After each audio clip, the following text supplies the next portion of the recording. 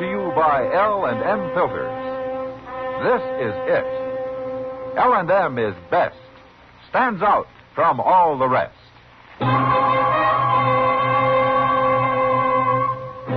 Around Dodge City and in the territory on West, there's just one way to handle the killers and the spoilers, and that's with a U.S. Marshal and the smell of Gunsmoke.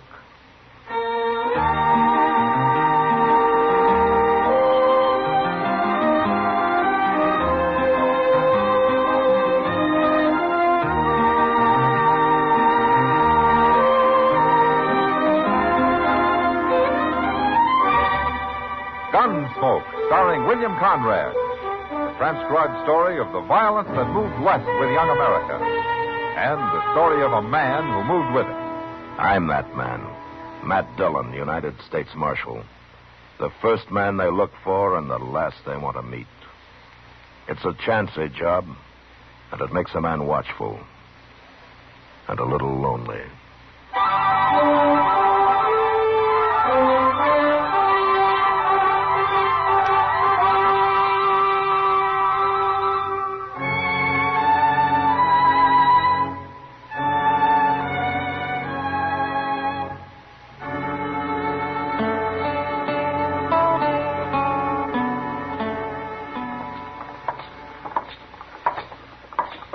They're getting off stage already, Mr. Dillon.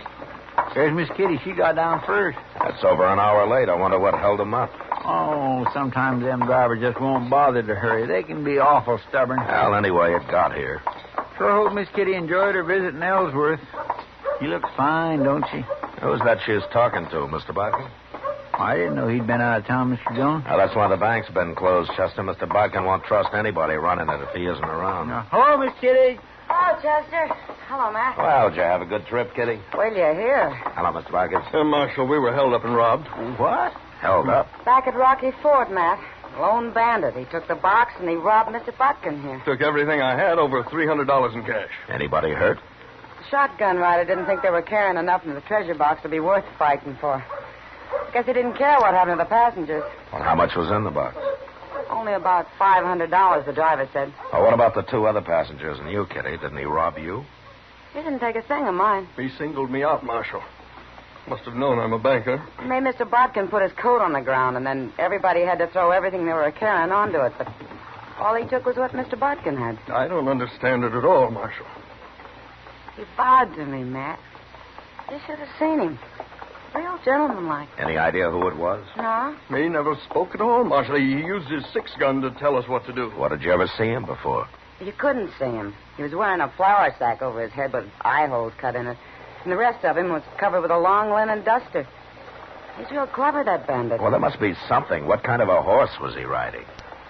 I never even looked at it. I did. And it was a mighty poor horse, too. It was a bay gelding, Marshal, with 4 white stockings and a blaze. Okay, we'll look for it as soon as I talk to the others. There's something strange about this business, Marshal. Why should I be the only passenger he robbed? Well, if I can find him, I'd like to ask him that myself, Mr. Bodkin.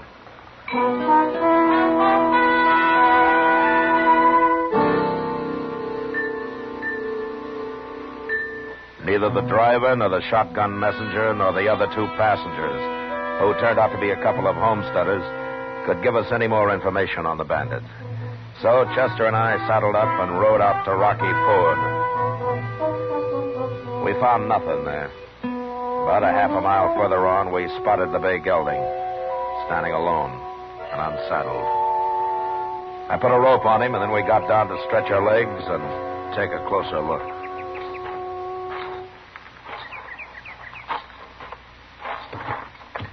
Mr. Botkin was right, Mr. Dillon. He sure ain't much of a horse. Yeah, he's good enough, Chester. Good for us, you mean? He's put that bandit afoot already. Hey, Chester. Hmm? Come here. What? Hey, look at that brand. What? That's old man Miller's lazy am. That's Miller's horse, not the outlaw's. Nobody but a fool would ride a crowbait like that to hold up a stage, and this man's no fool. Well, but everybody saw him on this horse. He borrowed him, Chester, just long enough for the holdup. That way nobody saw his real mount. Well, now, ain't that smart? He head out that way? Yeah. for the river. Hell, I'm not even going to follow him. You're not? Now, once he hits the river, he'll swim downstream to a cattle crossing, and his tracks will be lost. And he's got about a 4-hour start on us anyway. Looks like he's going to get clean away, don't it? Chester. Hmm? Did you ever hear of Teddy Blue Fisher? Teddy Blue Fisher? Yeah. No, sir, I ain't. Well, he's got quite a reputation. I'm surprised you never heard of him. Why, what's he so famous for? For robbing the rich and sparing the poor. And for being quite a gentleman about the whole business. Nobody's been able to get enough evidence to charge him with anything that'd hold up in court. Why not? Well, like today. We haven't got anything on him. Well, maybe it wasn't him, Mr. Dillon. I'm only guessing, Chester, but it was Fisher or somebody who works like him. He held up the stage, took the box, and robbed the only rich man on it. And, of course, he wouldn't take anything from a lady. By gracious, if I went to the trouble to stop a stage, I'd take everything. He don't sound so smart after all. Now, that's part of his game, Chester. Everybody in the country will soon hear about him, and there won't be a poor family anywhere that won't hide him and feed him and give him anything he needs. He's got them all standing up for him, you mean, huh? Yeah, that's the way it works. You know something, Mr. Dillon? What? He sounds kind of like that green Indian they had over in one of them foreign lands one time. What? You know, Robin Head. You remember him? Robin Hood, Chester, and he wasn't an Indian. Yeah, but you're right. Teddy Blue Fisher works exactly the same way. Yeah, and outside of pure luck, I don't know how I'm going to stop him.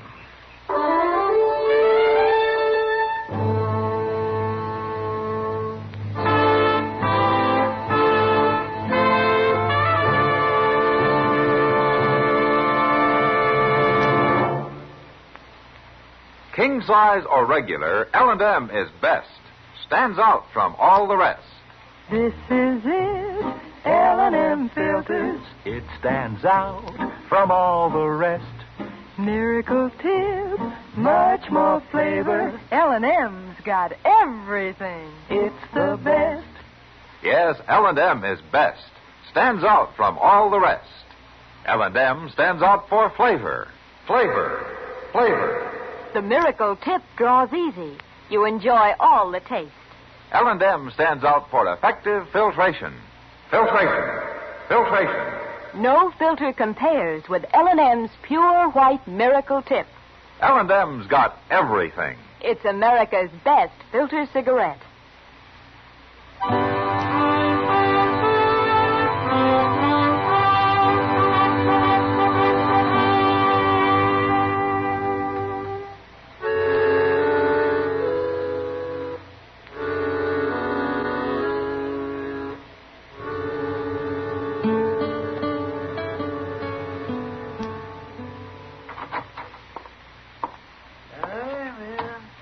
Hello, Matt. Chester. Hello, Doc. Doc, you look different. What have you done to yourself? I had a haircut. Oh, that's it. Mm-hmm. Wouldn't hurt either of you to get a haircut now and then. Oh, I can't afford it. Not at no 25 cents a throw. Well, it's all right for you, Doc. You need it. Nobody wants a shaggy medicine man cutting them open. Oh, medicine. Oh, well. Well, what about you? I suppose the dignity of the law served best by a couple of molting prairie chickens. Chester. Yes, sir. Take out your gun and shoot him. Yes, sir. Hold still, Doctor. Go ahead, shoot. Nothing will happen to you. Not around here, it won't. You'll go free as a bird. You can run around like Teddy Blue Fisher and hold up stages and everything. No trouble at all. Not from the law. Wait a minute, Doc. Who told you about Teddy Blue Fisher? Teeters did. At the barber shop. He said everybody knows about him now. Oh, I expected that, but you got more to tell me, Doc, so go ahead. Well, I don't know why I bother, but since I'm already here, I guess I might as well. Well? Well, Fisher got a haircut just before I did, Matt. He did? Are you sure? He told Teeters who he was. Well, he's not wasting any time. What else did he tell Teeters? But said he was going to stay here and gamble for a few days. He's over at the Long Branch starting now. Now, he's got $800 for a stake. Well, you can't prove where he got it, can you? No. But there's something I can do. What's that? Look, Doc, his whole game's based on stealing from the rich. If I can stop it, maybe I can show him up for what he is. Well, you mean you think he's a fake? Now, did you ever hear of any outlaw admit he's nothing but a common thief? And a thief will steal from anybody, Doc, rich or poor, if he has to. Well, how are you going to stop him, man? Well, for one thing, I'm going to put 2 shotgun men on every stage that goes out of here. Men that'll shoot. Ah, that's a good idea. That's a good idea. Oh. But I hear Fisher's quite a gunman himself. Yeah, I know, Doc. Now, I'd throw him in jail without evidence, but it'd only make him a martyr, and people would think more of him than ever. Now, I got to outsmart him somehow. If you can. Yeah, if I can.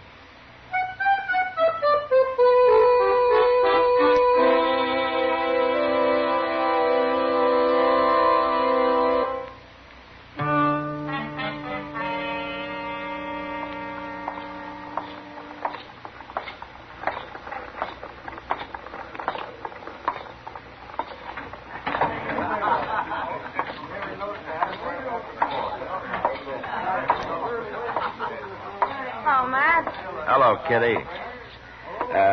Say, Kitty. I heard that Teddy Blue Fisher was in here. Oh, he just left. Said he'd be back in a minute. He's quite a fellow, Matt. Yeah, he sure is. Did you hear what he did? No, what? He broke the Faro Bank. Won over $1,000. Well, that won't help. What do you mean? Not all the money he's got now, he won't have to work at his usual trade. He can loaf around for a long time. No harm in that, is there? Well, that makes the law look pretty foolish, Kitty. And besides, he's got to be in action before I can stop him. You still think he held up the stage, don't you? Well, that's his way of doing things. You gonna run him out of town, Matt? I'd sure like to. Well, now's your chance. Here he comes. Buy that drink now, Miss Kitty. Well, there's a man here who wants to meet you first. How do you do, sir? I'm Teddy Blue Fisher. I'm Matt Dillon. Pleasure's mine, sir. That's right. The pleasure's all yours. Coming from anyone else, I'd take that real bad. But I can understand your feeling. And we know where we stand, don't we? And it's too bad. I would like to be friends. You know, you're a thief, Fisher, and you're probably a murderer to boot. That's a lie. I never shot a man in my life unless he tried to shoot me. To kill a man who's trying to protect his property is murder, the way I figure it. Well, I'm not going to argue with you, Marshal. No, I didn't think you'd be dumb enough to. That'd be admitting what you are, wouldn't it? People talk, make up stories. I have never done anything wrong. How long are you planning on staying in Dodge? Well, Marshal, I never planned. But I'm living pretty well in Dodge. I kind of like it. Yeah, so I hear. Only trouble right now is finding somebody willing to buck me gambling. My luck's been showing too much.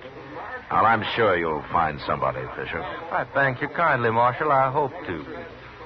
That reminds me, I want to talk to a man over there about it. Miss Kitty, if you'll excuse me, I'll be right back. Sure. Oh, I'll buy you a drink, too, Marshal. No? Then some other time. Kitty. Huh? I want you to do something for me. Yeah? You know Vint Butler? Of course. Okay, now, when you're talking to Fisher, tell him you think maybe Vint will buck him at Faro. Tell him Vint's the one man in Dodge who's got the bankroll and who's enough of a gambler to try it. Well, Matt, you know since Vint went straight, he's barely made enough to live on. Well, don't tell Fisher that. Well, I don't understand it, but I'll do it. Thanks, Kitty. I'll have Vint here in about a half hour.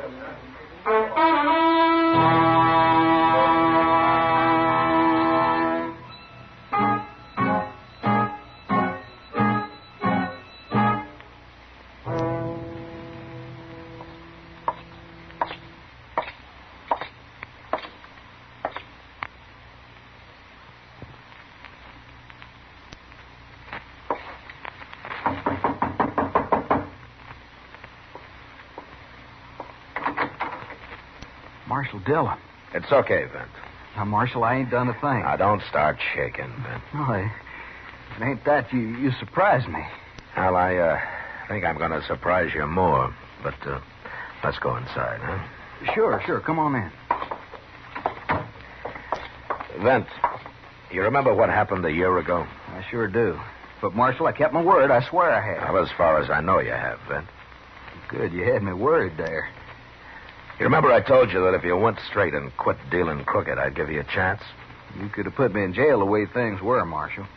Now, you're the most accomplished man with cards I ever saw, Vent.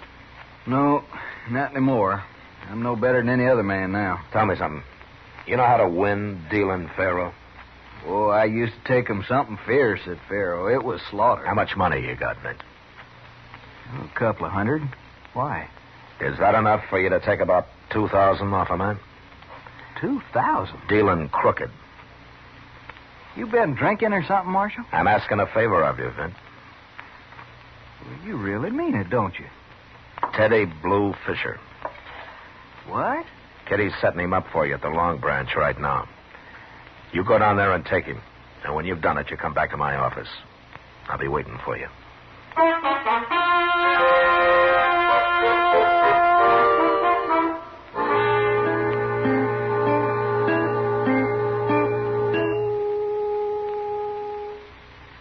It's near midnight, Mr. Dillon. Yeah, Vent must be rusty. Maybe he's taking his time so as to get the full pleasure out of it. Well, he better take his time. If Fisher catches on to him, there's going to be trouble. Want me to go over and see what's happening? No, we better stay out of there, Chester, both of us. Yes, sir. Here comes somebody.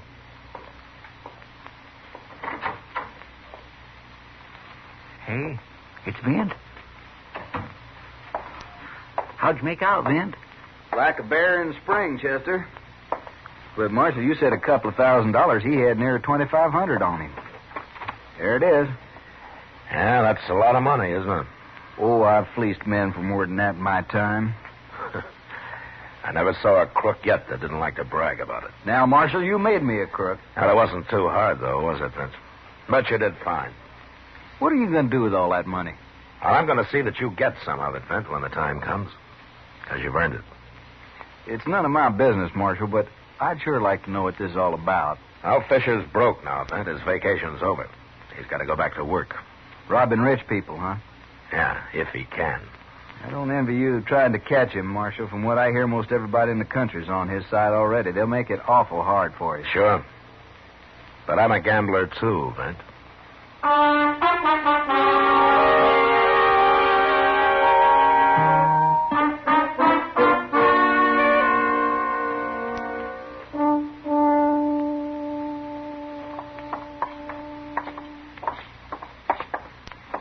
Gracious, if I owned a bank, I'd want it busier than this, Mr. Dillon. Well, I wouldn't worry about Mr. Bodkin, Chester. He makes money even when it's closed. Oh, wait here, will you? I won't be long. Okay, sir. Oh, hello, Marshal. Come in. You wanted to see me, Mr. Bodkin? Well, I couldn't get away to come tell you, Marshal. I thought you'd like to know right away. Oh, know what? Well, I rode out to Emmett Bauer's main ranch this morning. Wanted an appraisal on some new barns he's putting up. Yeah? And I took two men with me, Marshal. Clint Jones and Jeff Roberts. Now, they're good men. You bet they are. That same bandit, Marshal, with the flour sack and linen duster, tried to surprise us at Twin Grove. Well, what happened? Well, he put a couple of rifle shots near us from about a quarter mile away. Thought we'd stop and give up, I guess. But the boys went right after him. Did they get him? No, he ran. He's got an awful fast horse, Marshal. They couldn't get close enough to even identify him. Well, that's his third attempt at a hold-up this week. And his wildest. But what are you going to do? Well, he comes to town most every day, Mr. Bodkin. The next time he rides out, I'm going to be following him. I think he's through trying to rob people who are ready for him and who'll fight.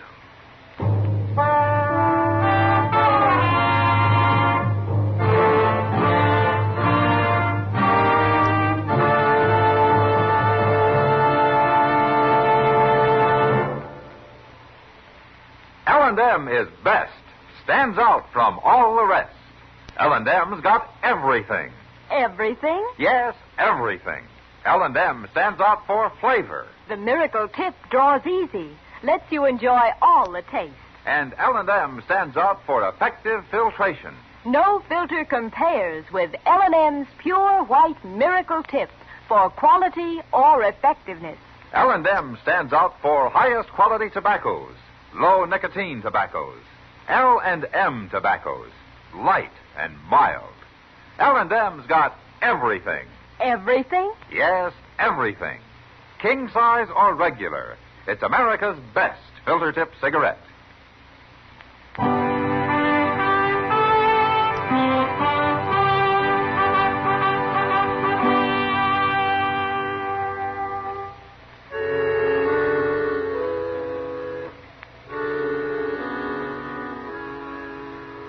Mid-afternoon, Teddy Blue Fisher rode into Dodge. He stood around the plaza for a couple of hours, watched the stage pull out for Abilene with its two professionals riding shotgun, and then suddenly, seeming to make up his mind, he mounted his horse and rode slowly out of town.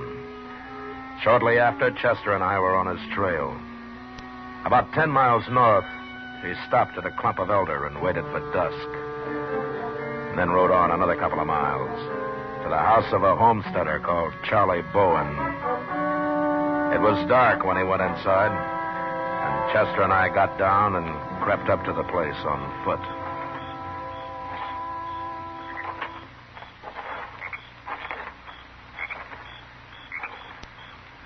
What do you think he's doing here, Mr. Dillon? We'll find out. Maybe they're feeding him. He's been so doggone broke all week. Yeah, maybe. Here, hold up a minute, Chester. What is it? You see where he tied his horse? Yes, sir, he's over behind that wagon. Oh, no, we'll just make real sure of Teddy Blue Fisher. You go over there and unsaddle his horse, Chester, and then slip his bridle off. Yes, sir. But don't scare the horse into making a lot of noise. Oh, I'll lead him off a little before I turn him loose, Mr. Dillon. Good. I'll be up by the window nearest the door there. All right, sir.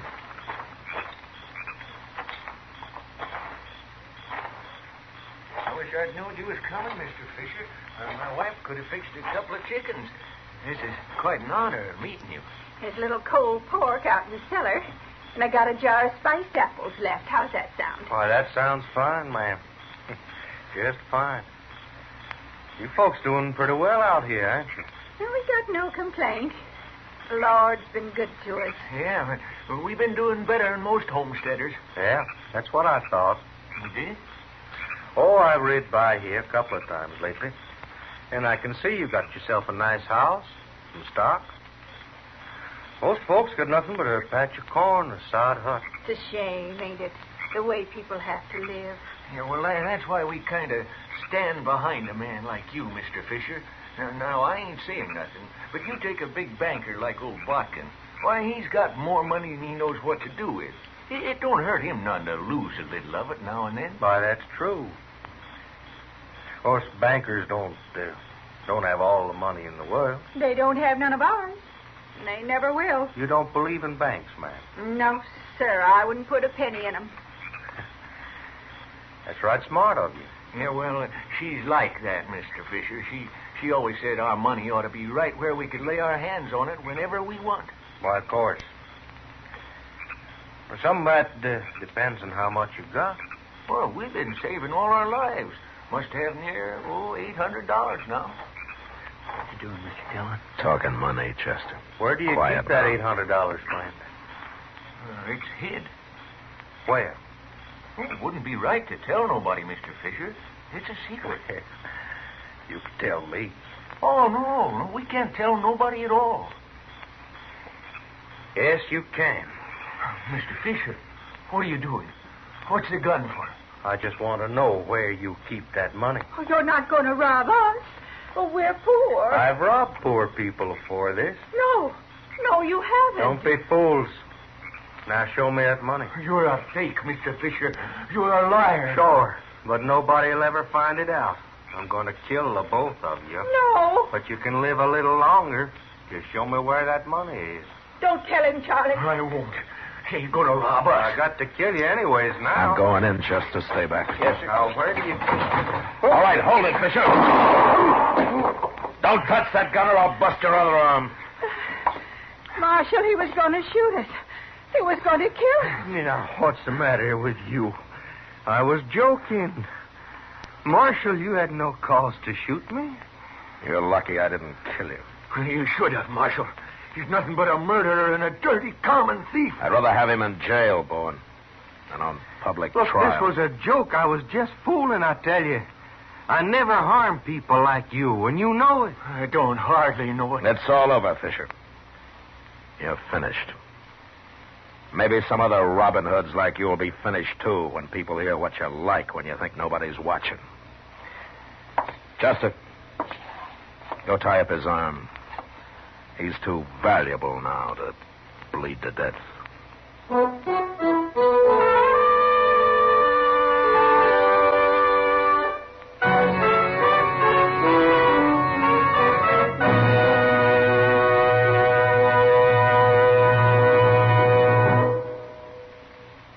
Now our star, William Conrad. Thank you, George. Today, there's one filter cigarette that stands out from all the rest. L&M stands out for flavor, for effective filtration, for highest quality tobacco. L&M's got everything. That's what makes it America's best filter tip cigarette. Try L&M's king size or regular. I know you'll go for them.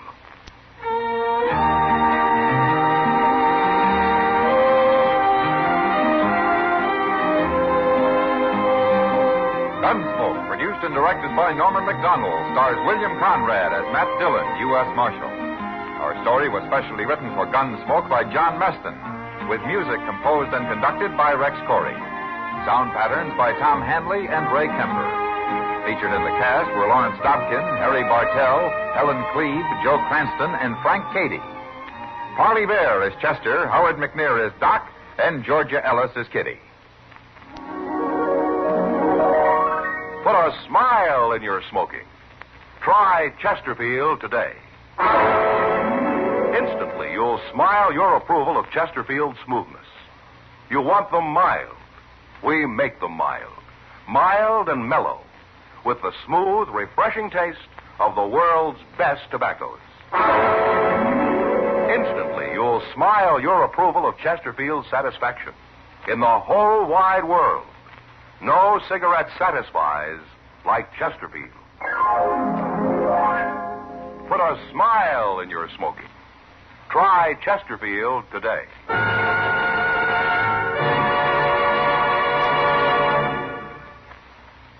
The current issue of TV Radio Mirror carries a feature story on Gunsmoke, complete with pictures of Matt, Chester, Doc, and Kitty. It is available at your local...